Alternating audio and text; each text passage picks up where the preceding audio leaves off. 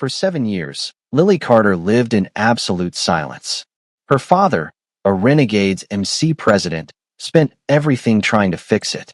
Dozens of specialists, tens of thousands of dollars, zero results. Then, a homeless 11-year-old boy with no medical training walked up to her in a playground, reached toward her throat, and did the impossible. In 45 seconds, she spoke her first word. But what that biker did for that homeless boy 60 seconds later, that's the part you never saw coming. Before we continue, please subscribe to the channel and let us know where you are watching from in the comments. Enjoy the story. Papa. The word didn't come out. It never did. Lily Carter's lips formed the shape carefully, deliberately, the way a painter might trace an outline without ever filling in the color. Her voice was trapped, imprisoned, locked behind some invisible barrier that had existed for as long as anyone could remember. She tried again. Papa. Still nothing. Not even a whisper. Not even a breath of sound. Jake Carter heard the silence, but Lily couldn't break through it. She couldn't make a sound. Not the warm greeting she desperately wanted to give her father as he walked through the door. Not the laughter that bubbled up inside her when something was funny. Not even a cry when she was hurt or scared. For 7 years, Lily had lived in absolute silence. A silence so complete, so total that every emotion she felt had to be expressed through gestures, through writing, through the desperate hope that people would understand what her voice could never say. She remembered how other children sounded because she'd heard them a million times, their laughter echoing across playgrounds, their voices calling out to parents, their ability to simply speak taken for granted. But she had never joined them, not once. Jake stood there in the doorway of their modest Portland home, watching his 7-year-old daughter try to greet him the only way she could, with a smile and a wave and eyes that held all the words she couldn't speak. His jaw tightened, not from anger, not from frustration, but from a pain so deep, so profound that it had carved permanent lines into his weathered face. This was a man who'd survived decades in the Renegades Motorcycle Club, a man who carried scars from fights, roads, and losses that would have broken most people. Jake Reaper Carter wasn't a man easily shaken, but watching his daughter live in silence, that shook him every single day. Lily tilted her head slightly, the way she always did when trying to communicate something important. Her small fingers moved to her throat, touching gently, trying to ease some invisible pressure that had been there for as long as anyone could remember. She winced, just barely. But Jake caught it. He caught everything. He'd spent over $50,000 trying to fix this. Speech therapists, ENT specialists, neurologists, pediatric surgeons with impressive credentials, and even more impressive bills. They'd all taken his money. They'd all run their tests. They'd all offered their theories. Vocal cord paralysis, some said. Congenital laryngeal abnormality, others suggested. Psychological mutism, developmental speech disorder, and neurological dysfunction. The medical jargon came fast and clinical, but the answers never did. Every appointment ended the same way, with sympathetic looks, apologies, and another referral to yet another specialist who couldn't help. Lily had learned to communicate through sign language. She'd learned to write notes on a small whiteboard she carried everywhere. She'd learned to exist in a world that moved and spoke and sang around her while she remained locked in silence. And she did it with more grace than most adults could manage. But Jake saw the frustration on her face when other children asked her questions and had to wait while she wrote responses.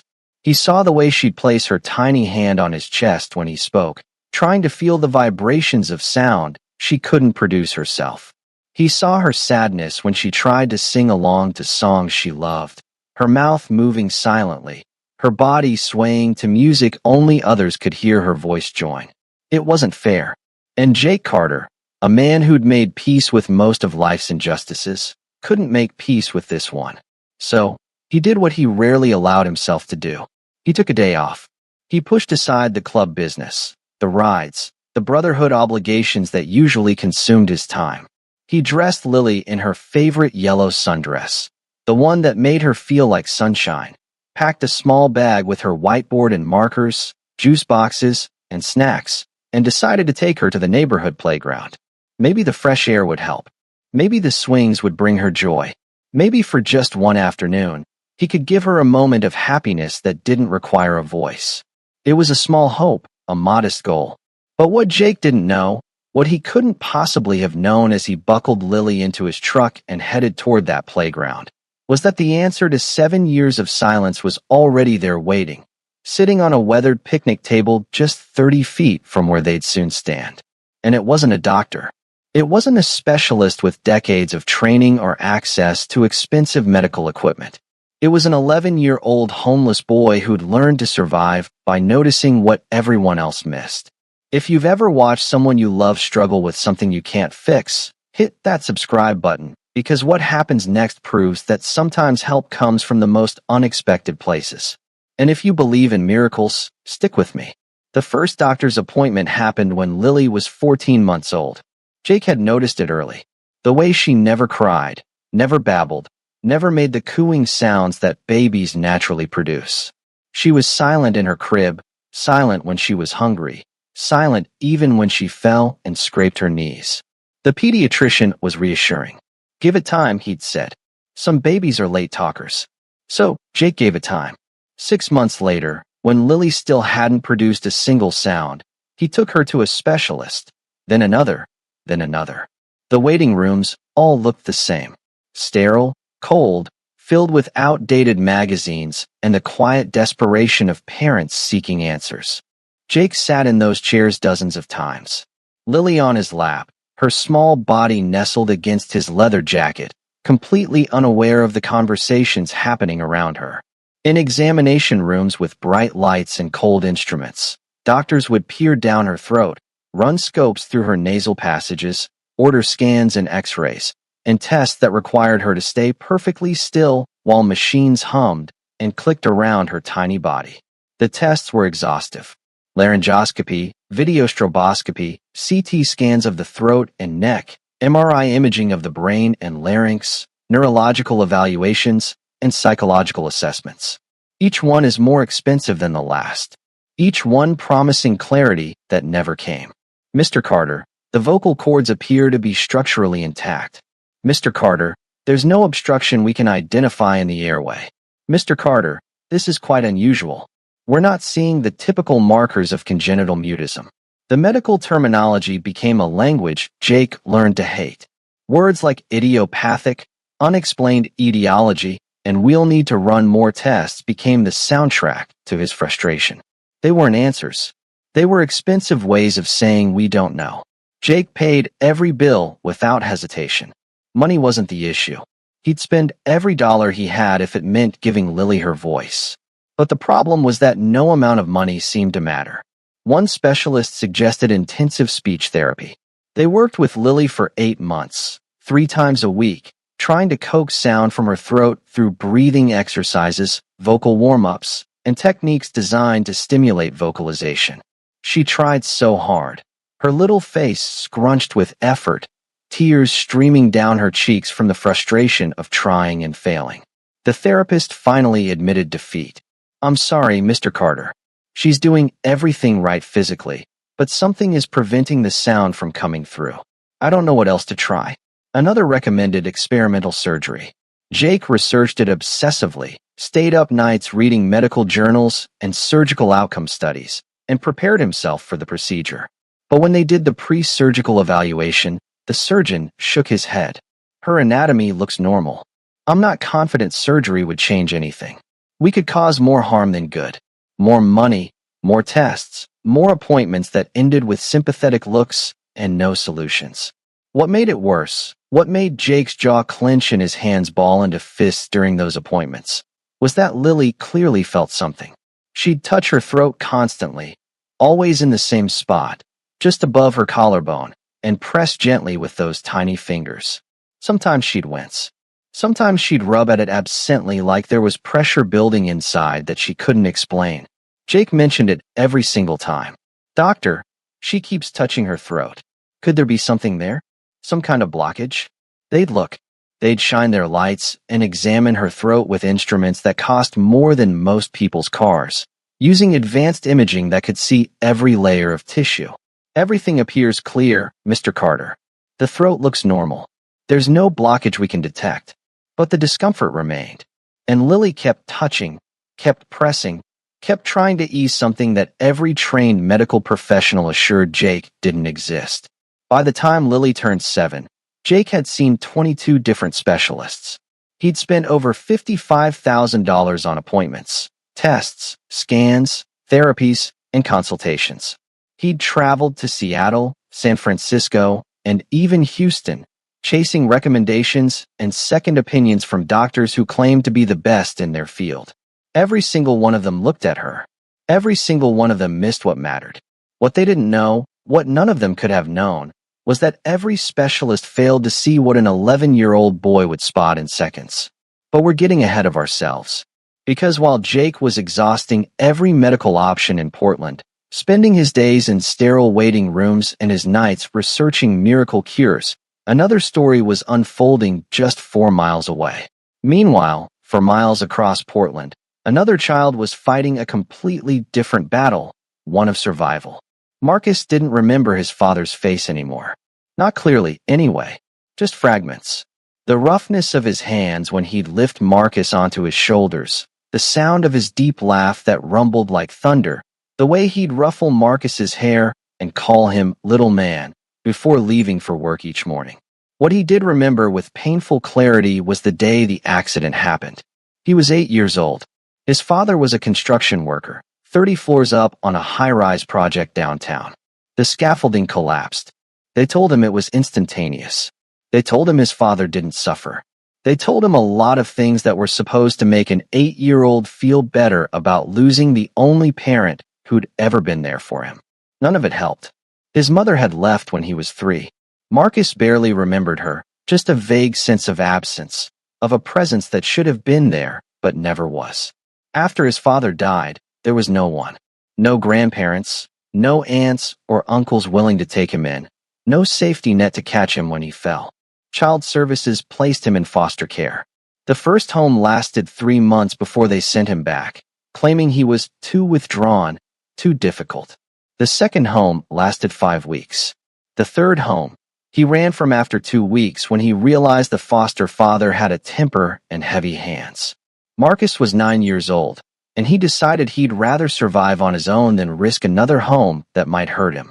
Most kids would have panicked, would have gone back to the authorities, to anyone who might help. But Marcus had learned early that the system didn't always protect you the way people claimed it did. He'd seen other kids in foster care, bouncing from home to home, their eyes growing harder with each move, their trust eroding with each broken promise. So Marcus made a different choice. He chose to survive on his own terms. He didn't beg. Something in him, pride maybe, or his father's voice still echoing in his memory, refused to hold out his hand and ask for pity. He didn't steal either. His father had taught him better than that. Instead, Marcus learned to work.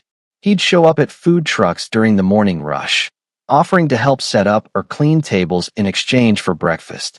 He'd linger near construction sites, not the ones that reminded him of his father's death, but smaller projects, offering to sweep up debris or carry tools, earning a few dollars and sometimes a sandwich. He'd find farmers markets on weekends and volunteer to help vendors break down their stalls at the end of the day, receiving whatever produce didn't sell. He lived in the margins of life, the spaces between buildings, the alleys behind restaurants, the park shelters that nobody else wanted. He kept himself as clean as possible using public restroom sinks.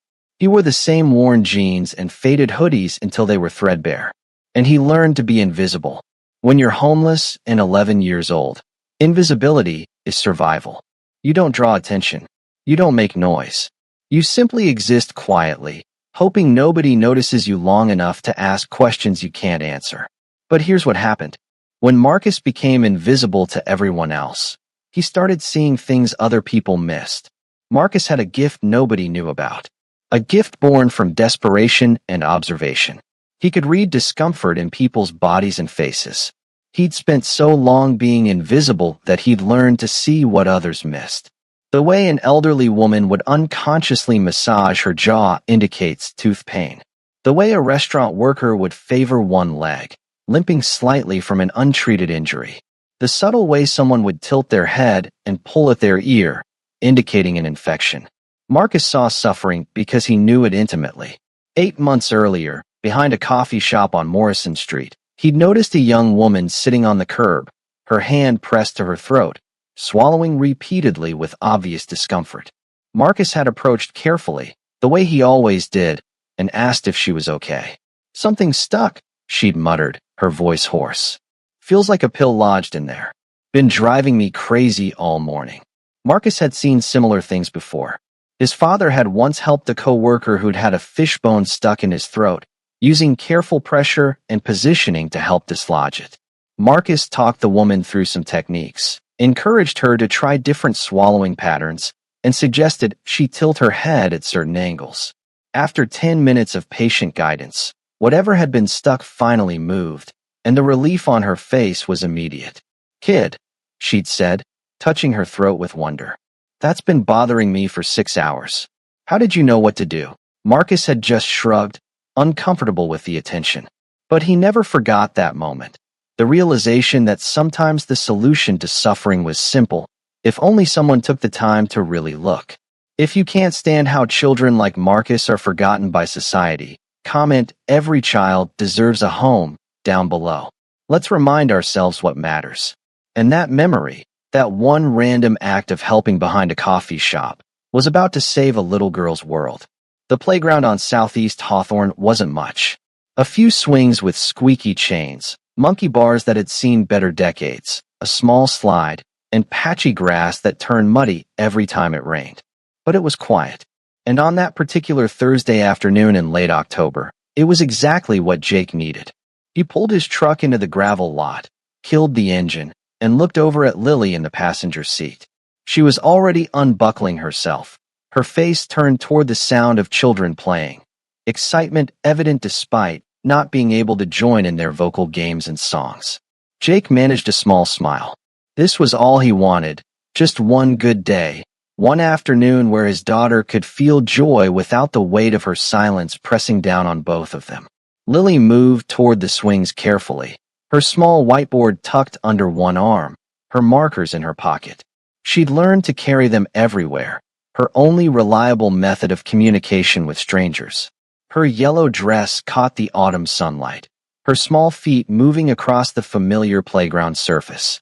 Jake followed close behind, ready to help her if needed, his boots heavy on the ground, his mind still turning over the latest failed appointment from 4 days earlier. He was tired, not physically, but tired in the way that comes from years of trying and failing. Tired of hope that led nowhere. 30 feet away, sitting on a weathered picnic table near the basketball court, Marcus watched them arrive. He'd been there for about 2 hours, in his usual spot, when he needed a place to rest during the day. The playground was safe. Families came and went. Nobody paid attention to a quiet kid on a table. As long as he didn't cause trouble, didn't approach anyone, didn't draw attention, he could sit there for hours without anyone asking questions. Marcus had learned to occupy himself by observing. Watching people became both entertainment and education. He'd study how families interacted, how parents responded to their children, how people moved through the world with the casual confidence that came from having a home to return to. He noticed everything. So when Lily walked past him toward the swings, Marcus noticed immediately.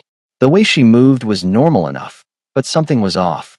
The other children were laughing, calling out to each other, making the natural noise that kids make when they play. But this girl was silent. Completely silent. She smiled, she gestured, but no sound came from her. Marcus sat up straighter. Lily reached the swings with her father's help. He pushed her gently from behind. She smiled, tilting her head back toward the sunlight. Her mouth opened in what should have been laughter, but no sound emerged. And every few seconds, her hand would drift to her throat, pressing gently just above her collarbone, trying to ease something nobody else seemed to notice. Marcus's eyes narrowed. He leaned forward on the table, watching more carefully now. The angle of Lily's head, the way the afternoon sun illuminated her neck. And that's when Marcus saw it. Just barely visible at the hollow of her throat, something that shouldn't be there. A tiny protrusion, So subtle it was almost invisible unless you knew what to look for and caught it in just the right light. Marcus's breath caught in his throat. He knew exactly what that was. Some kind of growth or cyst pressing against her larynx, probably there since birth, slowly expanding over the years. Not inside where doctors would scan, but right there beneath the surface, so small and positioned perfectly to press against the vocal cords, preventing any sound from being produced. Marcus's heart started pounding. His hands gripped the edge of the picnic table until his knuckles turned white. He could help her. He knew he could. It would take maybe a minute, maybe less. One careful assessment, one simple technique to dislodge or shift whatever was pressing on her voice box, and that little girl could speak for the first time in who knows how long. But Marcus also knew what would happen if he approached her. He'd spent 2 years learning to be invisible precisely because approaching people, especially children, when you looked like he did, was dangerous. The father was right there. A big man, intimidating, wearing a leather vest with patches that marked him as part of a motorcycle club, the kind of man who wouldn't hesitate to protect his daughter from a strange, dirty kid with worn-out clothes and no shoes. If Marcus approached her, the man might grab him, might hurt him, might call the police, and then what? Back into the system, questions he couldn't answer, the end of his freedom. But if he didn't approach her, that little girl would stay silent forever, when the solution was right there, when he could help in seconds. Marcus's heart started racing. He knew exactly what was wrong, but he also knew what would happen if he approached a biker's daughter uninvited. He had seconds to decide. Stay safe and invisible, or risk everything to help. Marcus's decision came in the space between heartbeats. One moment, he was frozen on that table, paralyzed by fear and self-preservation. Next, his body was moving before his mind could talk him out of it. He jumped down, his bare feet hitting the dusty ground with purpose. Lily had stepped off the swing and was moving toward the slide, her hand trailing along the metal bars, her whiteboard tucked under her arm. She was maybe 20 feet away from Marcus now, moving in that careful way children do when they're aware their parent is watching. Marcus started walking toward her. His heart hammered so violently in his chest that he thought it might crack his ribs. Every survival instinct he had honed over 2 years of living on the streets screamed at him to stop, to sit back down, to stay invisible. But he kept walking. Lily sensed someone approaching, the sound of footsteps on gravel. She turned toward the sound, her eyes curious but not afraid, her hand automatically moving to her whiteboard in case she needed to communicate. Jake saw it too. The reaction was immediate and primal. Jake's body shifted between Marcus and Lily before conscious thought even registered. His hand came up, palm out, a barrier of flesh and authority. "Hey." Jake's voice cut through the afternoon air like a blade. "Back up, kid." Marcus stopped immediately. His hands raised slightly to show he meant no harm, but he didn't back away. His eyes were locked on Lily, specifically on her throat, and the urgency in his face was unmistakable. "I'm sorry," Marcus said quickly, his voice higher than he wanted it to be, cracking slightly with nervousness. "I'm sorry, but please, I need to." "I said back up, kid." Jake's tone left no room for negotiation. He was a full head taller than Marcus, broader, harder, a man who'd spent decades making people listen when he spoke. But Marcus shook his head, the movement quick and desperate. "Please," he repeated, and this time there was something in his voice that made Jake hesitate. Not fear, not manipulation, just raw, genuine concern. "Something's wrong with her throat. I can see it. I think I can help her speak." Jake's jaw tightened. This was Portland. Homeless kids approached people all the time with stories, with angles, with reasons why you should give them money or attention or trust. Jake had heard them all. He'd developed a thick skin against sob stories and manipulation. But this kid wasn't asking for money, wasn't even looking at Jake. His entire focus was on Lily. And the expression on his face was one Jake recognized because he'd seen it in the mirror for 7 years, desperation to help someone who was suffering. Jake's hand shot out and grabbed Marcus's wrist. Not violently, but firmly. A warning and a restraint all at once. "You've got 10 seconds to explain yourself," Jake said quietly, the kind of quiet that was more threatening than shouting. Marcus looked up at him, those sharp eyes, eyes that had seen too much for an 11-year-old, meeting Jake's without flinching. "There's something on her throat," Marcus said, speaking fast but clearly. "A growth or a cyst, pressing against her voice box. I can see it when the light hits right. It's preventing her from making sound. That's why she keeps touching it. That's why she can't speak. I've helped with this kind of thing before. I know what to do. Please, just let me try. If you're holding your breath right now, you're not alone. Hit that like button if you want to see this boy prove everyone wrong." Jake stared at him.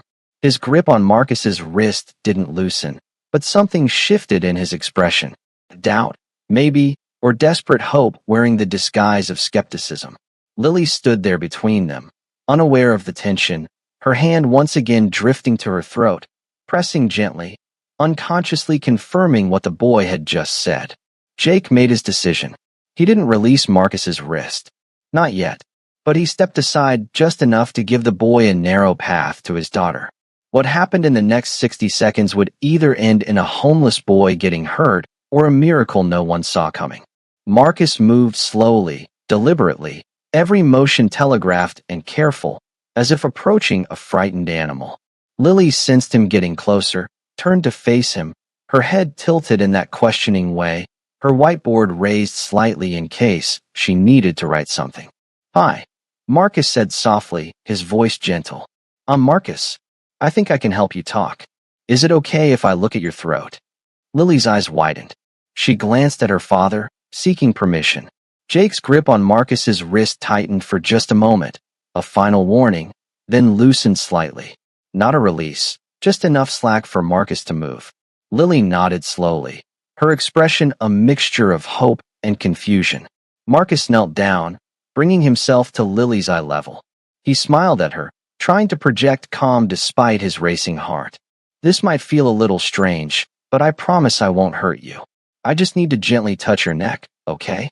Lily nodded again, her small hands clutching her whiteboard to her chest like a shield. Marcus's right hand came up slowly, fingers extended. Jake stood over them both, his body coiled tight as a spring, his hand still wrapped around Marcus's wrist. One wrong move, one indication that this kid meant harm, one sound of distress from Lily, and Jake would pull him away so fast the boy would leave the ground. But Marcus's fingers were steady. He tilted Lily's chin up just slightly, angling it to catch the afternoon sunlight. And there it was, the subtle protrusion visible now that he was close enough, and the light hit it perfectly. A small cyst, maybe the size of a marble, was positioned right over her larynx, pressing against the delicate structures that produce sound. Marcus's fingers moved to the spot, gentle as a whisper. "This might feel weird," he murmured to Lily, "but stay really still for me, okay?" His touch was feather-light as he began to palpate the area, feeling for the edges of the cyst, understanding its position and size. Lily's eyes widened at the sensation, foreign and strange, but not painful. Jake's breathing stopped entirely. His grip tightened again on Marcus's wrist, knuckles white, ready to yank the boy back at the first sign of distress from his daughter. Marcus applied gentle pressure, his fingers working with surprising precision for an 11-year-old. He was using a technique he'd seen his father's friend demonstrate once, a manual manipulation to shift subcutaneous cysts away from sensitive areas. His father had called it the construction workers' physical therapy because they couldn't always afford real doctors. Marcus pressed slightly to the left, then down, feeling for the path of least resistance. The cyst was mobile, not deeply embedded, which meant it could potentially be shifted away from the vocal cords. Lily's breath hitched slightly, not from pain, but from the strange pressure. Seconds stretched into eternity. The cyst resisted at first, held in place by years of surrounding tissue. Marcus adjusted his angle slightly, his young face a mask of concentration, his bottom lip caught between his teeth. And then it moved. Just slightly, a millimeter at a time. The small cyst began to shift under Marcus's careful manipulation. It was sliding to the side, away from the larynx, moving into a position where it would no longer press against the structures that created sound. Marcus held his pressure steady, making sure it stayed in its new position, not wanting it to slide back. Jake felt his daughter's body tense under the boy's hands, saw her eyes go wide, saw her lips part slightly. "Try to say something," Marcus whispered, his voice barely audible. "Just try." Lily stood completely still, her eyes confused, not understanding what had just happened. Her throat felt different. Less pressure, less weight, less of the constant discomfort she'd carried for so long. She'd forgotten what normal felt like. Her lips parted. Her breath came shallow. And then something miraculous happened. Air moved from her lungs, through her throat, past vocal cords that were suddenly free to vibrate, and out into the world as sound. "Pa." The word was barely a whisper, hoarse and uncertain and rough from 7 years of disuse.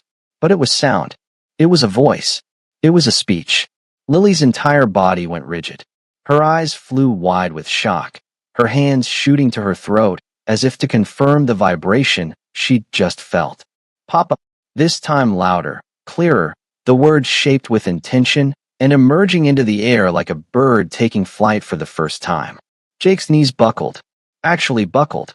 The toughest man in Oregon felt his legs give out beneath him, felt the world tilt sideways like he'd been hit with something he couldn't fight back against. He released Marcus's wrist, forgot he was even holding it, and dropped to his knees in front of Lily. His hands reached for her face, needing to see her, needing to confirm this was real. Lily's hands were still at her throat, her fingers trembling against the skin, feeling the vibrations of her own voice for the first time in her conscious memory. "Papa," she said again, and this time tears started streaming down her face, hot and fast and unstoppable. "Papa, I can talk. I can hear myself. Papa, I'm talking." Her voice rose with each word, climbing from whisper to speaking volume, as if she needed to test the full range of this new ability. And Jake, this hardened man who'd spent decades building walls around his emotions, felt every single one of those walls crumble into dust. Tears poured down his face. Not quiet tears, not dignified ones, but the kind that come from somewhere deep in the chest, from a place that holds 7 years of helplessness and frustration and watching your child struggle with something you couldn't fix, no matter how hard you tried. He pulled Lily into his arms and held her so tight it probably hurt, but she didn't complain. She was too busy talking, testing her new voice, saying every word she'd never been able to say before. "Papa, Papa, Papa," she repeated, as if the word was the most precious thing in the world. "I love you, Papa. Can you hear me? I'm talking." Jake couldn't speak. His throat had closed completely. All he could do was nod and hold her and cry in a way he hadn't cried since his own father's funeral. And then he remembered Marcus. Jake looked up, his vision blurred with tears, and found the boy standing a few feet away. Marcus had backed up after the manipulation, giving them space, his bare feet shifting nervously on the dusty ground. His face carried an expression Jake had seen before on the faces of first responders after they'd saved someone's life. The look of someone who'd just done something impossible and couldn't quite process it themselves. 7 years, over $50,000, 22 specialists with impressive degrees and expensive equipment, and access to the latest medical technology. And a barefoot 11-year-old boy did what none of them could. Jake stood slowly, still holding Lily against his chest with one arm. She was still talking, testing words, saying, I can talk, over and over like a mantra. Jake looked at Marcus, really looked at him, seeing not just a homeless kid, but someone who just fundamentally altered the course of his daughter's entire life. When Jake finally spoke, his voice shook in a way none of his brothers had ever heard. Not from anger, not from intimidation, but from gratitude so profound it changed the texture of every word. Kid, Jake breathed, barely getting the word out. You just gave my little girl her voice. Marcus shrugged slightly, almost apologetically, his eyes dropping to the ground. I just wanted to help, he said quietly. If you believe this boy deserves everything after what he just did, comment Marcus is a hero. If you think kids like him should never be homeless, share this story. Make some noise for the invisible children. Jake wiped his face with the back of his hand, smearing tears across weathered skin. And in that moment, looking at this skinny, barefoot boy who'd given him a miracle, Jake made a decision that would change 3 lives forever. Jake didn't think. There was no internal debate, no weighing of options or consideration of consequences. Some decisions bypass the mind entirely and come straight from somewhere deeper, from the gut, from the heart, from whatever part of a person recognizes truth when it stands in front of them. This was one of those decisions. Jake looked at Marcus, this child who'd spent 2 years surviving alone, who'd approached a stranger's daughter despite every instinct telling him to stay invisible, who'd risked everything to help someone he didn't know, and saw something he recognized. He saw someone worth protecting. Jake's hands moved to his shoulders, fingers finding the worn leather of his Renegade's MC vest. The cut, as they called it, was the sacred garment that represented everything he was, everything he had earned over decades of loyalty and brotherhood. It was warm from the Oregon sun, heavy with the weight of patches and pins and memories stitched into every inch of leather. He lifted it off. The movement was slow, deliberate, ceremonial, like removing armor to place it on another's shoulders. Marcus watched with wide eyes, not understanding what was happening, his body tensing as if preparing to run. Jake stepped forward, closing the distance between them in 2 strides. And then he draped the vest over Marcus's small shoulders. The leather swallowed the boy. It hung past his waist, the armholes gaping, the bottom hem nearly reaching his knees. Marcus stood there frozen, his thin frame barely filling a quarter of the space that Jake's broad shoulders had occupied moments before. But the weight of it, the actual physical weight of leather and history and belonging, settled onto Marcus's shoulders like an anchor, like something solid in a world that had been weightless and uncertain for too long. "You're not alone anymore," Jake said, his voice rough but steady now, each word carefully placed like stones building a foundation. "You stay with us now." Marcus's lips parted, but no sound came out. His eyes went glassy with tears he was trying desperately not to shed. His hands came up slowly, fingers touching the leather as if it might disappear if he moved too quickly. I can't." Marcus's voice cracked completely. "I'm nobody. I'm just. You're my daughter's miracle," Jake interrupted, his tone leaving no room for argument. "That makes you family. And family doesn't sleep on park benches. Family doesn't go hungry. Family doesn't survive. Family lives. You understand me?" Marcus nodded, though his face suggested he didn't quite believe what was happening. Kids who'd been abandoned learned not to trust good things, learned that kindness usually came with conditions, with expectations, with expiration dates. But there was something in Jake's eyes, something unshakable and absolute that cut through Marcus's defenses like a blade through paper. Lily pulled away from her father just enough to look at Marcus, her voice, her new precious voice, testing out more words. "Are you staying?" she asked, the words coming out clear and bright, each syllable a small miracle. Marcus looked down at her, then back at Jake, then down at the vest drowning his small frame. "I'm staying," he whispered, and saying it out loud made it feel real in a way nothing had felt real in 2 years. Jake placed his hand on top of Marcus's head, the gesture somewhere between a blessing and a claim. This boy was his now, his responsibility, his family. "We'll get you cleaned up," Jake said, his mind already moving through logistics, through what Marcus would need. Food, clothes, a bed, school enrollment, medical care, everything a child should have had all along. Get you fed, get you home. Home. Marcus had forgotten what that word meant. But Jake wasn't the only one who'd have a say in Marcus's future. When the rest of the Brotherhood heard what happened, something unprecedented occurred. Word traveled fast in the Renegade's MC. Jake made one phone call from the playground, just one, to his vice president, a man named Axel, who'd ridden beside him for 12 years. Jake's voice was still shaking when he explained what had happened, what Marcus had done, what he'd decided. "Bring everyone to the clubhouse," Jake said. "I need the brothers to meet someone." Within an hour, motorcycles began rolling into the parking lot of the Renegade's MC clubhouse on the southeast side of Portland. The rumble of engines announced each arrival, deep, throaty roars that vibrated through the walls and rattled the windows. One bike, then three, then five, then a dozen. Men climbed off their machines, pulling helmets free, their leather cuts bearing the same patches that Jake wore. These were men society had labeled as dangerous, as outlaws, as people to be feared and avoided. And they were all gathering to meet an 11-year-old homeless boy. Marcus stood in the corner of the clubhouse common room, still wearing Jake's oversized vest, trying to make himself as small and invisible as possible. Lily sat beside him on a worn leather couch, her hand clasped in his, refusing to let go. She kept talking, testing her voice, saying his name over and over. Marcus, Marcus, your name is Marcus. I can say your name. The bikers filed in, their boots heavy on concrete floors. Massive men with scarred knuckles and weathered faces, men who'd seen violence and survived it, men who trusted no one outside their brotherhood.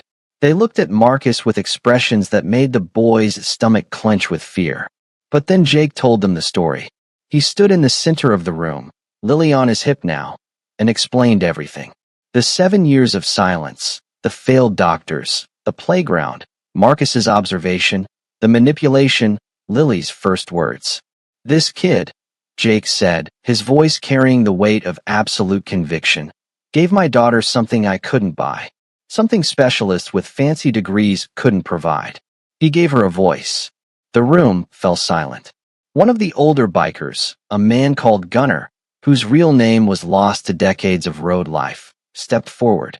His face was a road map of scars and sun damage, his eyes sharp beneath heavy brows. He looked Marcus up and down, taking in the bare feet, the dirty clothes, the fear barely hidden behind defensive eyes. How old are you, kid? Gunnar asked, his voice gravelly from decades of cigarettes and shouting over engine noise.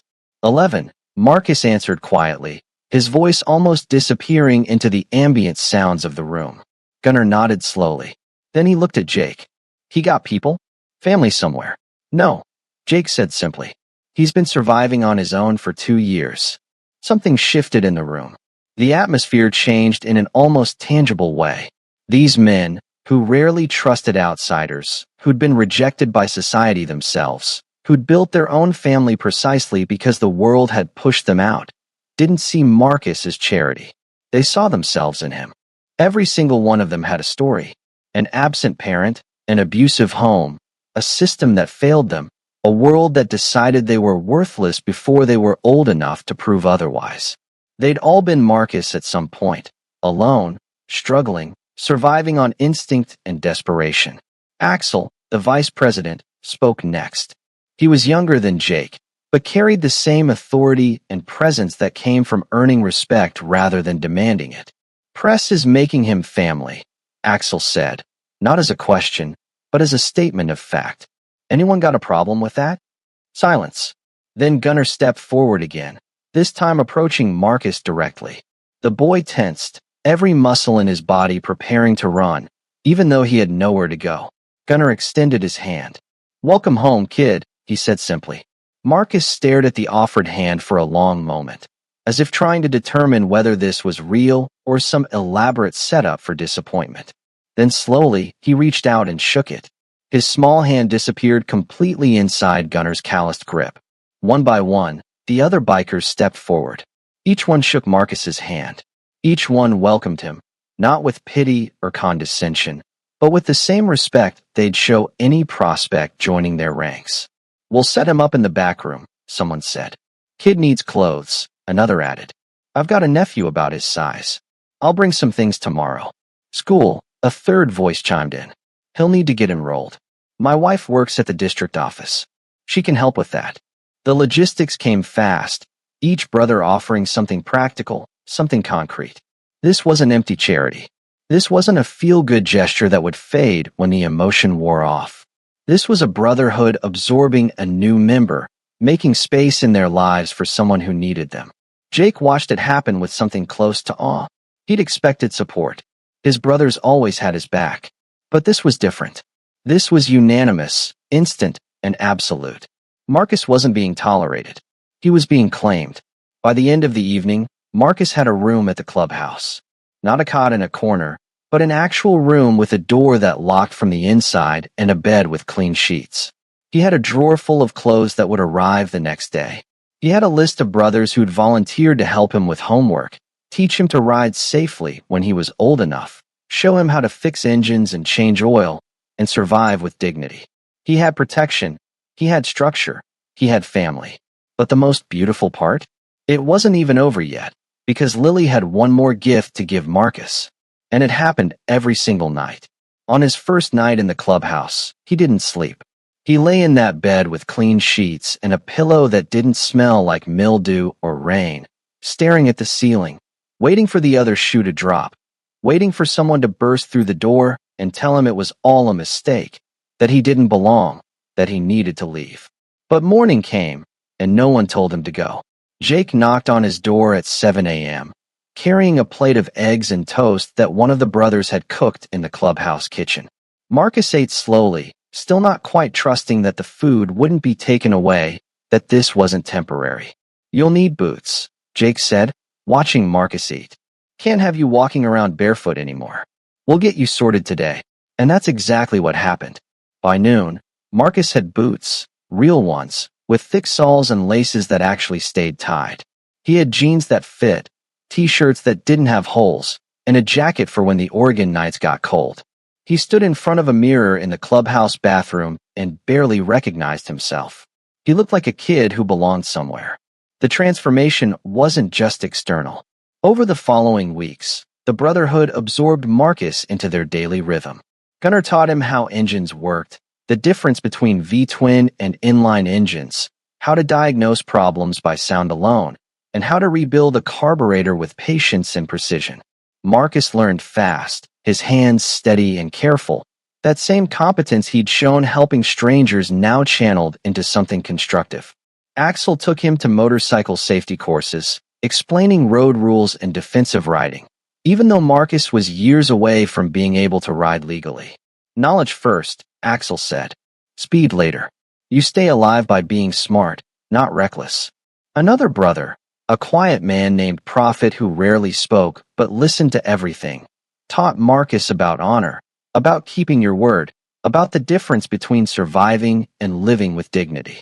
"You never begged," Prophet said one afternoon while they were cleaning bikes in the clubhouse garage. "You never stole. You survived by helping people. That tells me everything I need to know about who you are." Marcus looked up from the chrome he was polishing, surprised. "You noticed that?" "Jake told us," Prophet said simply. "And yeah, we noticed. That's why you're here, kid. Not because we felt sorry for you, but because you've got character. You've got integrity.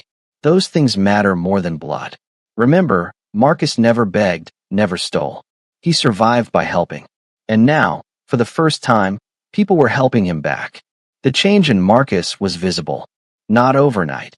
Healing never happens overnight, but gradually, like spring thaw revealing ground that had been frozen for too long. His shoulders straightened. His eyes lost that constant wariness, that perpetual scanning for threats. He smiled more, laughed even, when one of the brothers told a terrible joke or when Lily insisted on showing him another thing she'd discovered with her new voice. Jake enrolled him in school, the local middle school, in 6th grade. Marcus had missed significant chunks of education during his 2 years on the streets, but he caught up fast. Turned out a kid who'd learned to survive by reading people and situations was also pretty good at reading books. His teachers noticed something unusual about him. A maturity beyond his years, a kindness toward other kids who seemed lost or alone. During lunch, Marcus would seek out the children sitting by themselves and ask if he could join them. He recognized isolation because he'd lived it. If this is making you emotional, you're human. Subscribe if you believe every child deserves this kind of second chance. Comment, "Family isn't blood," if you agree that love is a choice. By the time November rolled into December, Marcus had been with the Brotherhood for 7 weeks. He had routine, stability. He woke up in the same bed every morning, ate meals at regular times, did homework at the clubhouse dining table while bikers drank coffee and argued about carburetors and politics. He had a life. But there was one part of his new reality that meant more to him than all the rest combined. One ritual that happened every single evening without fail, involving the little girl who'd been the catalyst for everything. Every evening at 8 p.m., without fail, Lily would appear at Marcus's door. She'd knock, 3 soft taps, and wait for him to answer. When he opened the door, she'd be standing there in her pajamas, her favorite stuffed bunny tucked under one arm, her eyes bright with anticipation. "Is it time?" she'd ask, even though she already knew the answer.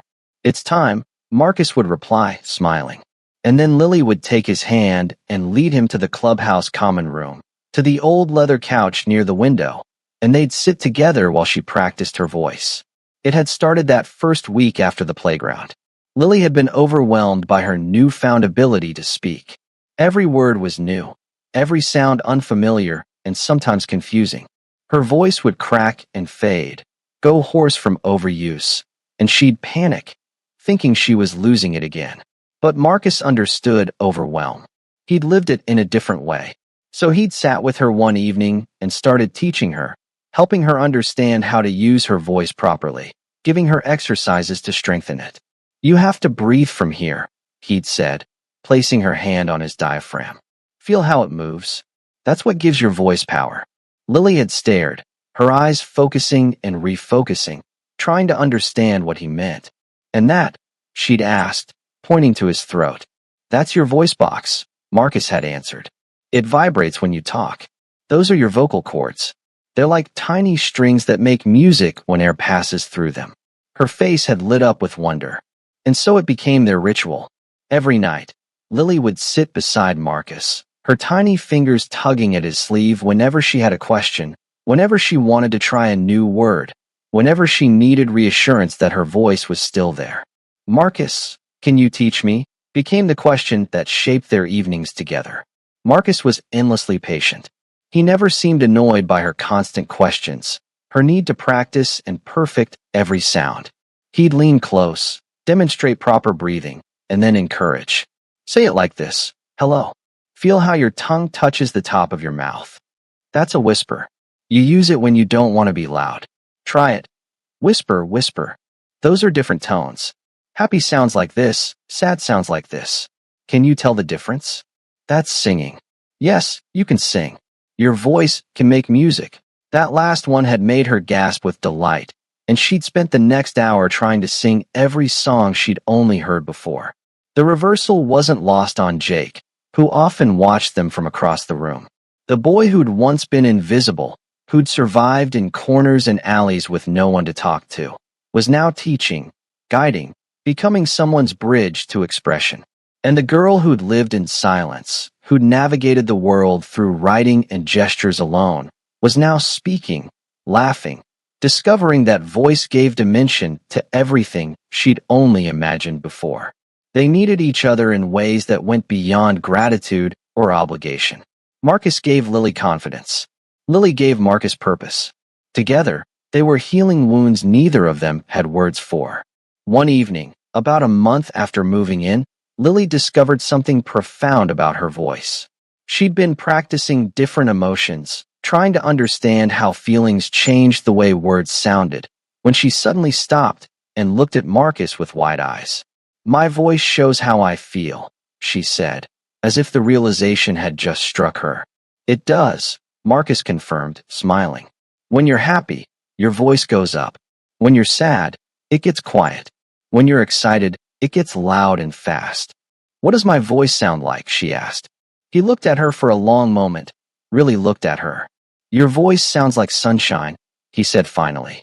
"It's warm and bright, and when you talk, it makes people smile." She beamed, and the joy on her face was brighter than any sunshine in existence.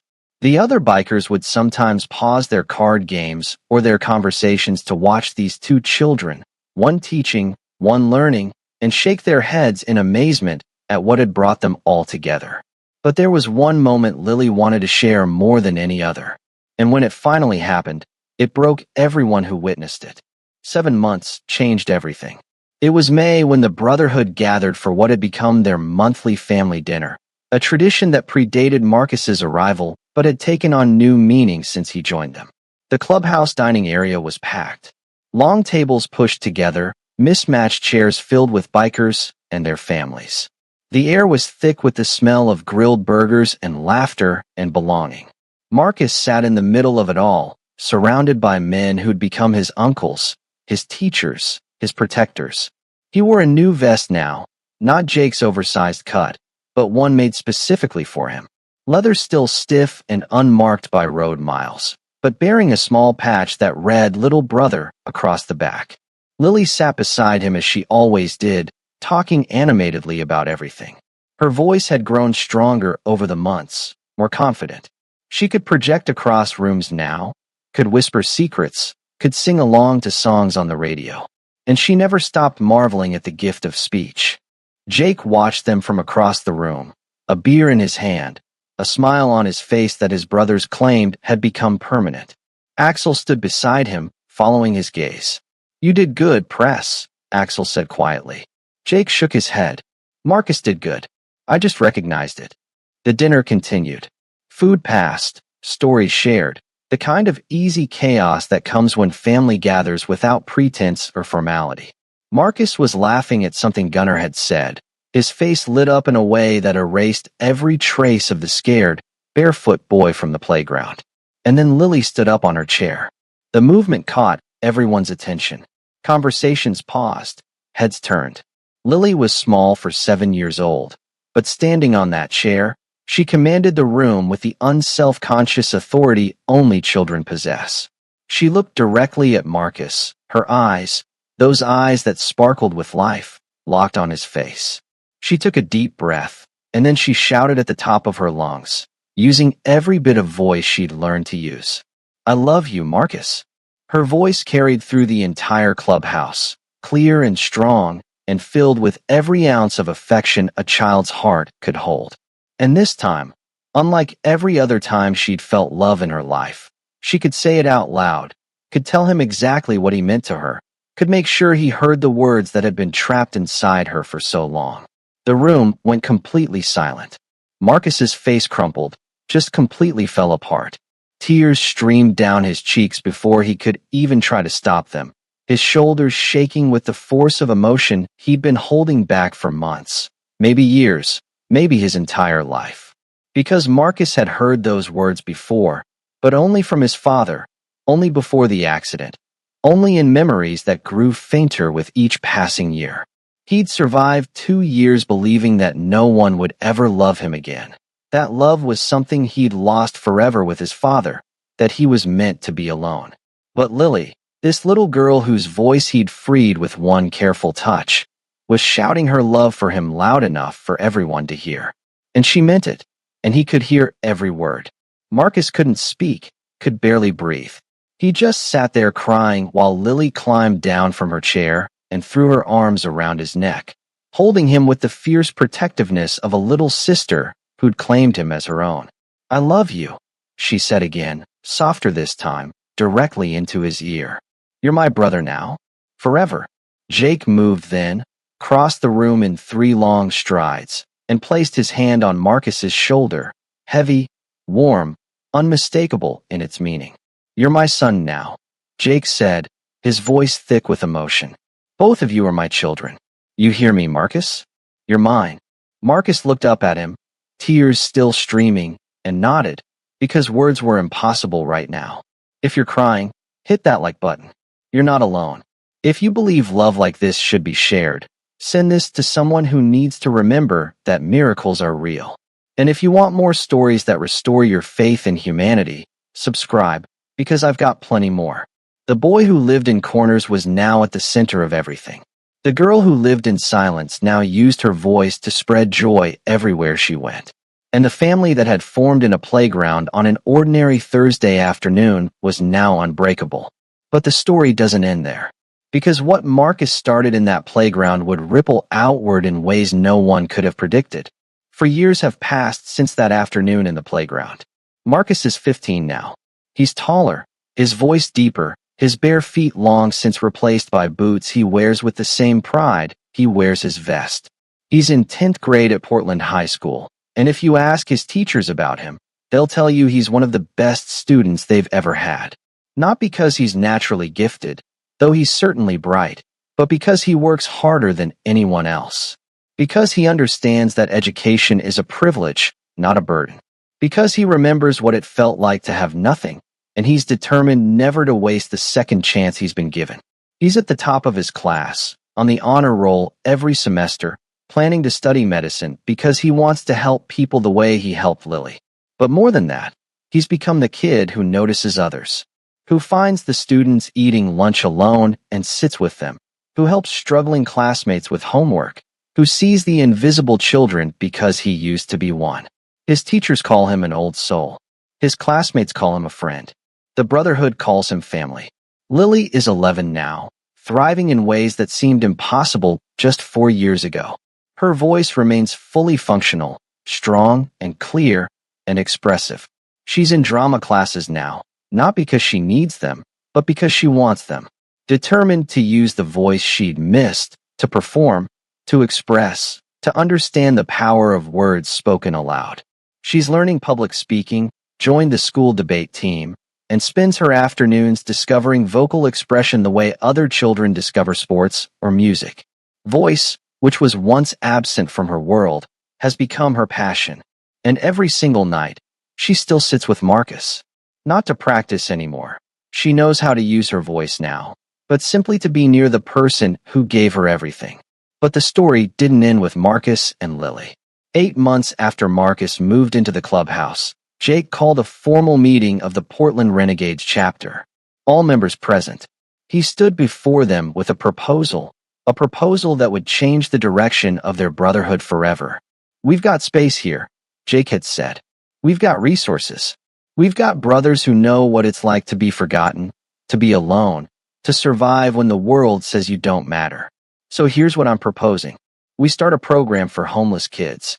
Kids like Marcus, who are surviving alone because the system failed them." The vote was unanimous. They called it Marcus's mission, not a legal statute, but a code within their chapter. A commitment that any child in genuine need, any kid surviving on the streets without family or support, would have a place with them. Not as charity cases, not as projects, but as family. Within a year, 4 more children had found homes within the brotherhood. A 14-year-old girl who'd been living in her car after her grandmother died. Twin boys whose parents were addicts who couldn't care for them.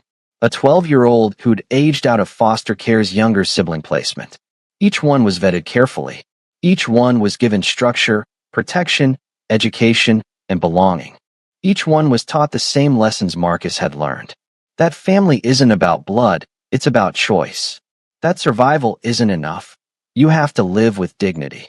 That being helped doesn't make you weak, it makes you human. The Portland chapter's initiative made local news, then regional news.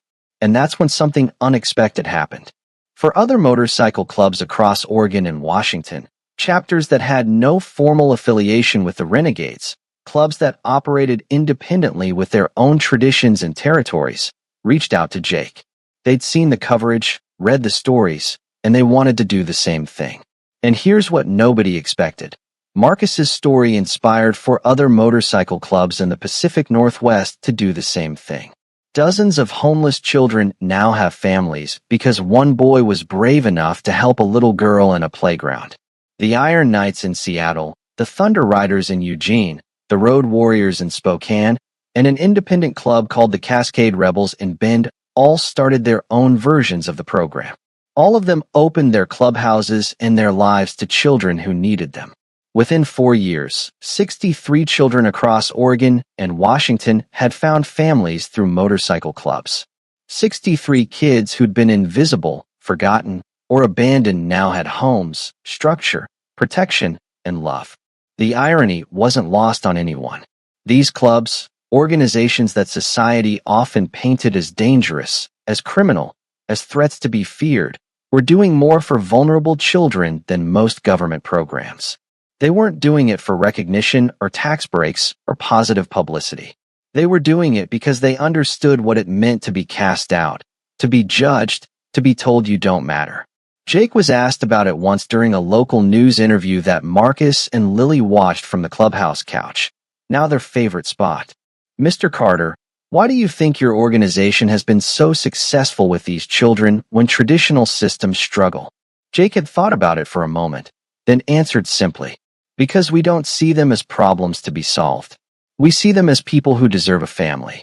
And maybe that's all any kid really needs, someone who sees them.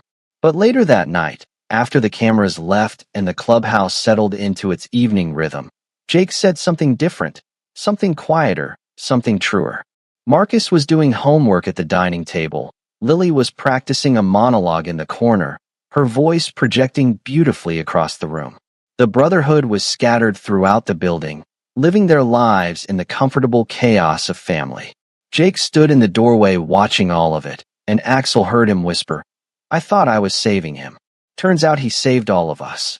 Marcus looked up from his homework, then caught Jake's eye across the room. He smiled, that easy smile of a kid who finally belonged somewhere, who finally had a home. And without saying a word, he mouthed two words that made Jake's throat tighten with emotion. "Thank you." But Jake shook his head and mouthed back, "No, thank you." Because that's what family does. They save each other. This story proves that the smallest act of courage can change everything. If you believe people like Marcus and Lily deserve to be celebrated, smash that subscribe button and turn on notifications, because I hunt down these stories to remind you that humanity is still good. Comment, "Thank you, Marcus," down below if this story moved you. And if you know someone who's struggling, who feels invisible, share this video with them. Let them know they matter. Let them know their story isn't over.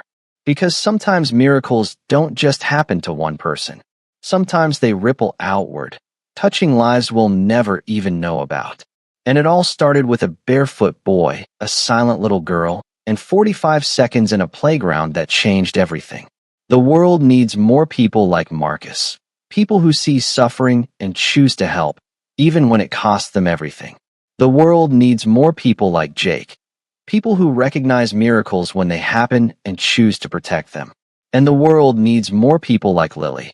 People who never forget the ones who gave them their voice, their sight, their chance at life. Because in the end, that's what this story is really about. It's not about medical miracles, or homeless children, or motorcycle clubs. It's about love. Pure, unconditional, transformative love. The kind of love that doesn't ask what you can give back. The kind of love that doesn't keep score or set conditions. The kind of love that says, "You're mine now, and nothing will change that." Marcus found that love in a playground. Lily found her voice in the same place. And Jake found redemption in both of them. If this story reminded you that good still exists in this world, that miracles still happen, that love still wins, then share it. Share it with everyone who needs to hear it. Because stories like this are not just entertainment. They're proof. Proof that we're not alone. Proof that help can come from the most unexpected places. Proof that one moment of courage can change the trajectory of multiple lives forever. Marcus is 15 now, planning his future, dreaming of becoming a doctor, carrying the lessons of his past into a future filled with possibility. Lily is 11 now, using her voice to advocate for others, speaking up for those who can't speak for themselves, never forgetting what silence felt like. And Jake is still Reaper, still president of the Renegades, still riding with his brothers. But now he rides with something he didn't have before: peace. Peace knowing that his daughter can speak. Peace knowing that he saved a boy who needed saving. Peace knowing that love multiplies when you give it away. 63 children. For motorcycle clubs. One brave 11-year-old boy. One 7-year-old girl who just wanted to say Papa. And a miracle that proved sometimes the people society overlooks are exactly the people who change the world. Thank you for watching this story. Thank you for believing in miracles. Thank you for being the kind of person who made it all the way to the end, because that tells me you're someone who still believes in good. Subscribe if you want more stories like this. Comment if this moved you. Share if you think others need to hear it. And remember, you never know when your moment will come. Your moment to be Marcus, to see someone suffering and choose to help. Your moment to be Jake, to recognize a miracle and protect it. Your moment to be Lily, to find your voice and use it to spread joy. That moment is coming. And when it does, I hope you're ready. I hope you're brave. I hope you choose love. Because that's how we change the world.